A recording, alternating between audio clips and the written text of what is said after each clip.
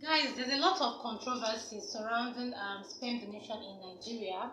On one hand, there are those who believe that it is absolutely morally wrong because as a man, when you donate sperm, you are invariably fathering hundreds of children who don't end up to meet later and have a relationship. Now, on the other hand, there are those who see it as a humanitarian response, a God sent to couples who are struggling with fertility issues. Now, guys, in this video, I'm going to be sharing with you all you need to know about sperm donation in Nigeria so you get informed to know which path you should go on.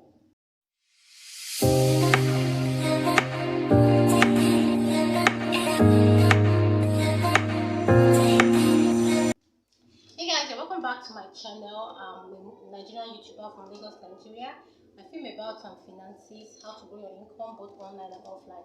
So in today's video, I'm going to be treating a very sensitive issue, one that continues to cause heated debate wherever it is shared.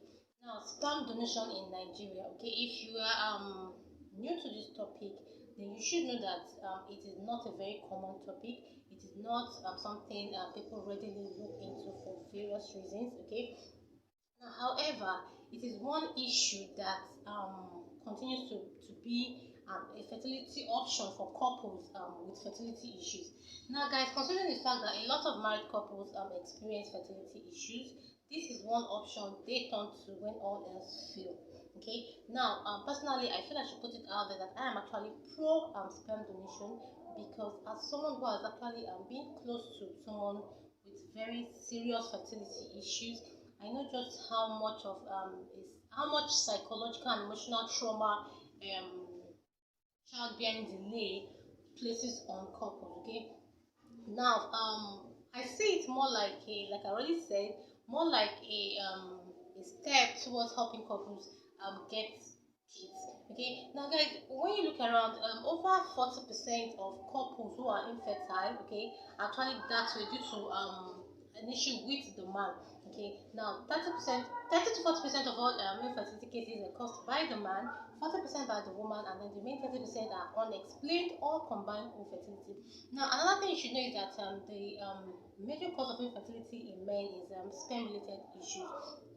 Okay, because I really do not think anyone would want to look into IVF really if they can actually have kids naturally. Now, this is actually a way to help couples who are actually experiencing a little bit of delay conceiving naturally. Now, sperm donation could also be used by women who would love to experience motherhood without actually having to go through the rigorous process of finding a partner who is genetically a match for her. Okay, and this is where sperm donation come in. Now, sperm donation has helped thousands of couples, okay, because IVF, which uses sperm donation, sometimes can attest to the fact. Now, guys, let me go straight into all you need to know about sperm donation, and that's the fact that as a man, even if you would love to become if you would love to donate sperm, not everyone gets qualified to become a donator. Now here's how it goes. To become a donator, because these couples are actually looking for the best of the best, every donator or every donor will go through intense physical and genital screening. Okay, now this is not really to make you feel bad, but it is to ascertain that the sample you will be providing will be the best there is. Okay, now guys, I'm going to be looking at my book a lot because I don't want to forget anything. I really want to give out everything there is on this topic, and starting with, okay, there's an age limit for which you can donate sperm. Now if you are below the age of 18, then you will not qualify to be a donor. Okay, now you have to be between the ages of 18 and 55 years old. Now for some fertility clinics, the highest age they accept 39 years of age, or a lot go as much as 55, seeing that men continue to produce sperm every 90 days as long as they go. Okay, so even if you're if you're a little bit middle aged, right, if you're middle aged, but you tested and it's discovered that you still produce very healthy sperm, then you could be a donor. Now, another thing that, like I already said, is that you actually go through intense physical and genital examination. Now, this is done because they really want to screen out infectious diseases. So you will be checked for infectious diseases like HIV, hepatitis B and C, gonorrhea, syphilis, just all this. And once you have a clean slate, you go on to the next stage of test, which is checking your blood group and your resource factor. Now, I really don't think you will be screened out based on your blood group, but it would actually be to profile you and then categorize you. Okay, more like, okay, this person has resource blood group B, and you're placed here and that and here. So when the client comes into the month to request for certain criteria, it's easier to just pick out what she wants or what the couple wants. Now, another thing that happens is that once you meet this rigorous screening, then you get qualified to donate the sperm. Now, you'll be asked to go into a room and you'll be given some aids to help you, to stimulate you. Aids, just things to stimulate you as a man so that you can actually produce the sample required. Now, once you present this sample, sometimes it is used, okay, but mostly it is frozen for up to 6 months. Now, this is done to just to be safer, okay, because sometimes some infectious diseases actually actually stay for like 6 months, like HIV, before they are detected. So after 6 months, this is detected, and then the sperm becomes viable, becomes free to be used.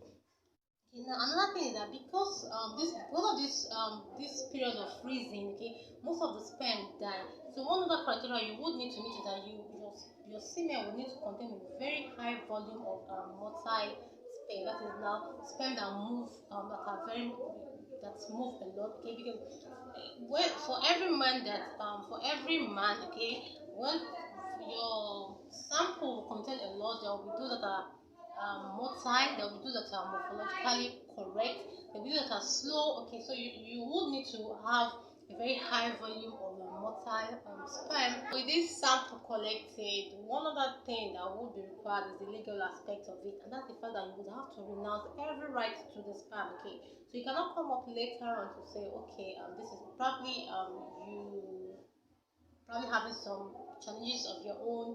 You can't come up later to say, okay, this is my child and I want to claim rights to the child. Okay, once you give her the sperm, you renounce every right to that child, to whatever child gets born from that sample in future. Okay, now I think that you'll be going through a lot. You will be compensated for your effort. Okay, now it might not be much, but as a man donating sperm, you could earn between 30,000 naira to 50,000 naira per sample you give. Okay, now how often you donate sperm depends a lot on the fertility center you decide to use. Okay, and there are a lot you can use.